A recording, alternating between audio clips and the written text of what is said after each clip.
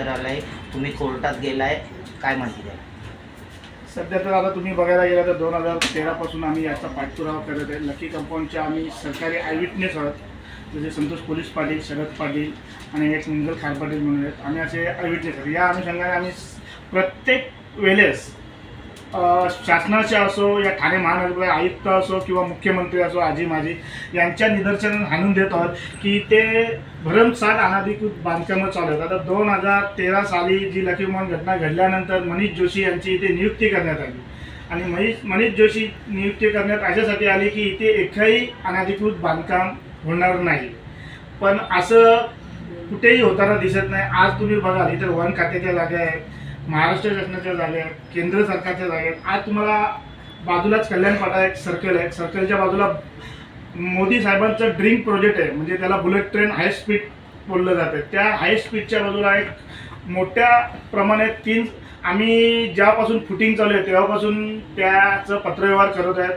Bullet train officer लोकांनी देखील त्या संदर्भात तहसीलदारांना, मंडलाधिकाऱ्यांना, जिल्हाधिकाऱ्यांना पत्र दिले. आम्ही देखील तहसीलदार, मंडलाधिकारी, जिल्हाधिकारी तसेच मुख्यमंत्र्यांना या संदर्भात कळवलं आहे, पण इथे कुठेही कारवाई होताना दिसत नाही. या संदर्भात तुम्हाला सांगता बुलेट ट्रेनच्या बाजूला जो काम चालू आहे यामुळे या बुलेट ट्रेन प्रोजेक्टला मोठा धोका निर्माण होऊ शकतो. कारण का जो अनधिकृत बांधकाम आहे त्याचे कुठल्याही प्रकारची परमिशन आणि केंद्र सरकारच्या नावे सातबार आहे. तुम्ही आज जर बघायला गेलं तर या विभागात तुम्हाला जर दिवा प्रभाग समिती ऑफिस असेल किंवा तलाठी ऑफिस असेल, हे भारी तत्वावर आहे. यांच्या स्वतःच्या जागा ज्या आहेत आरक्षित यांच्यावर अनधिकृत बांधकाम आहे. या संदर्भात देखील आम्ही पत्रव्यवहार केले आहे. आज तुम्ही बघाल आमच्याकडे खूप असे शेकडो पत्र आहेत. त्याच्यानंतर तुम्हाला बघायला गेल्यानंतर मी तुम्हाला आता बरेचदा पत्रकारांच्या माध्यमातून सांगतो की अधिवेशनात कित्येक वेळा याविषयी लक्षवेधी घेतली गेले. संजय केलकर साहेबांनी अनधिकृत बांधकामाबद्दल मला असं वाटतं अधिवेशनात मागच्या वेळेस घेतलेली आहे. त्याच्यानंतर माजी आमदार राजूदादा पाटील असतील यांनी देखील लक्षवेधी घेतली आहे. जितेंद्र आव्हाड साहेब असतील यांनी देखील लक्षवेधी घेतली आहे. पण कुठेतरी ठाण्याचे आका जे मानले गेले, आता मला मास्टर राजूदादा पाटील यांनी मागे सांगितलं की ठाण्यातून जो आका आहे यांच्या माध्यमातून जे चाललं. तुम्हाला जर इथं सरकारी जागेवर एखादी अनधिकृत बांधकाम चालू असताना एखादी अधिकारी कारवाई करण्यासाठी जातो तर तिथे लोकप्रतिनिधीचा फोन येतो आणि ती कारवाई तिथे थांबली जाते. तर तुम्हाला सांगायची गरज नाही की यांना कोण संरक्षण देतं किंवा काय गोष्टी असतात.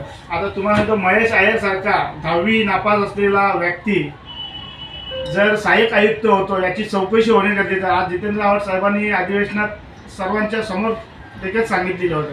आता हा इथे जो स्कॅम चालतो अनधिकृत बांधकामाचा हा मनीष जोशी आणि महेश अय्यर सारखा माणूस चालवतो आणि यांचा बोलता जो कोण आहे तो सर्वांना माहितीच आहे. आपण याबाबत एक साधारण काही कोटींचा महसूल पुण्याला आपल्याला माहिती काढली तर काय?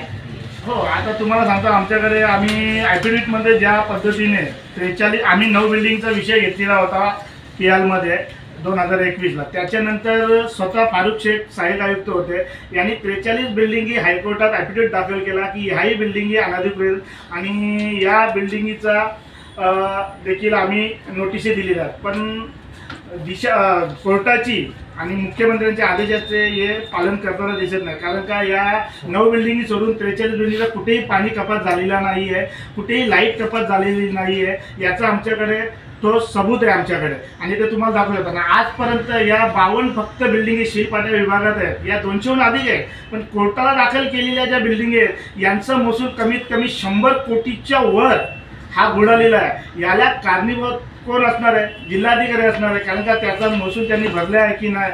तुम्ही जसं रॉयल्टी मातीची भरणी करताना रॉयल्टी घेता, त्या रॉयल्टीचा देखील यांनी छान निशाणा केलेली दिसत नाही आहे. याचं जबाबदार तहसीलदार, जिल्हाधिकारी, मंडलाधिकारी असतील. काय नाव आपलं? माझं नाव शरद पाटील.